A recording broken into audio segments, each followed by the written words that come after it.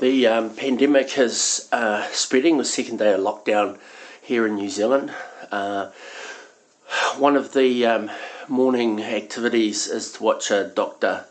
John Campbell from the UK. He's a person who has a very good format, and so I'm just going to play you a little bit of his work, and it's just a shout out to him. I'd like to nominate him to be knighted after this, so I just wanted to suggest that his upstanding educational news on the virus has done wonders with regards to providing a resource that puts it in a very easy to understand, and it's interesting because he looks at the whole world with this treatment. I'm just giving you a little bit of his one from New Zealand. So here he is. 2 or 3 weeks already. So I suspect much more spread in Nigeria than we think. Congo again, first death. Congo's locked down now, but the first death means it's probably been already spreading for a period of time, because the deaths occur in the 2nd and 3rd and 4th week after the onset of symptoms, typically. So great concern there about Africa. We need an international response. We really do. New Zealand, number of cases. New Zealand is now totally locked down. 2nd day of lockdown. Again, there's probably more cases than this, but the lockdown measures in New Zealand are very comprehensive, and I am very optimistic that they are going to work. United States, more cases, over 1,000 deaths now. New York State has got 21,000 cases. So New York State, a bit of an epicenter. The governor of New York State, cases are going up. He expects it to peak in about 3 weeks, and we can assume that Andrew is informed by very clever epidemiologists. And he said, again in contradiction to what we said at the start of this video, the experience in New York State is that 80% are self-resolving, 15% need hospitalisation. And I must say this is much more consistent with the figures that we have been seeing. This is what makes this so frightening. New York Emergency Hospital has been built in a huge conference centre. I don't know the name of it, but a huge conference centre is being converted into a hospital. Now, I'm not sure if it was the mayor or the governor of Los Angeles. I think it was the mayor. I'm not sure. It said Los Angeles is 6 to 12 days behind New York City. So the curve is increasing dramatically in Los Angeles, albeit a week to 2 weeks behind the curve in New York.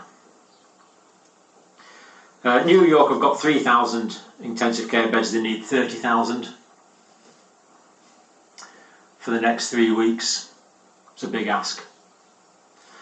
Mercy ship's on its way to Los Angeles, I believe that was. I think this is a military ship. It's got 1,000 beds. So hopefully that can provide the care which I'm afraid we can predict with some certainty that a lot of people are going to need hospital care in Los Angeles in the next month. That's a pretty safe prediction, I'm afraid. California, 40 million people are still locked down, and the response in Florida has been, let's just say, less encouraging than the response in California. New Orleans, cases increasing very rapidly there. 1 month after Mardi Gras, 1 million people on the streets, partying, having fun, a month ago. We knew about this pandemic a month ago. And it looks like the people of New Orleans are now paying for the lack of proactivity by the celebration of 1 million people at Mardi Gras. My country, I guess we've got well over 100,000 cases now. We can times 10 or times 20 that. Deaths are increasing. My country's been locked down for a few days now. The number of cases will start to decrease in a couple of weeks, but we're going to have the peak in probably about 2 or 3 weeks' time in my country. If it hadn't been for the shutdown that we now have, even though it was somewhat belated, that peak would just go on rising. So I think what we've got now in the UK is we're going up quite dramatically. But now we've locked down just here, so it's going to carry on increasing for a period of time. We know that because of the incubation period, but then it's going to level off. So we should reach the peak in about 3 weeks' time, probably, in the UK. Now, if we hadn't had the lockdown measures, on roughly the same scale, the number of cases would be doing this. They would be going off the page. So the lockdown measures in the UK are expensive. It's not what we want, but this is the alternative. And remember, with these increasing numbers, we've got 12% of critical people, some of whom might die. 5% of serious people, 12%, even some of those might die. 5% of critical patients. Just think if we hadn't done these lockdown measures and 40 million people in the UK were infected. It's quite feasible, quite feasible. Work out what 5% and 12% of 40 million is, and it gives you the position we could have been in without the lockdown. Now, the problem is, if we take the lockdown off, so suppose we take the lockdown off there, then the cases could start increasing again. There could be like a second wave. This is what we don't want. So the lockdown may need to be longer, but what we need to do then, as well as attacking it from the top with a lockdown like that, we need to attack it from the bottom with the testing, the precise testing. Then hopefully in a few weeks' time, when we've got lots and lots of testing, when the invisible enemy is made visible, we can release a lot of the lockdown and still have a reduction in the number of cases because of the effects of the testing, and hopefully get right down. Now, I'll just stop it there. The question that he raised with regards to New Zealand doing a good job, I think it's about just under 300 at the moment, and we're in the second day of lockdown. So his same process will work for 3 weeks' time.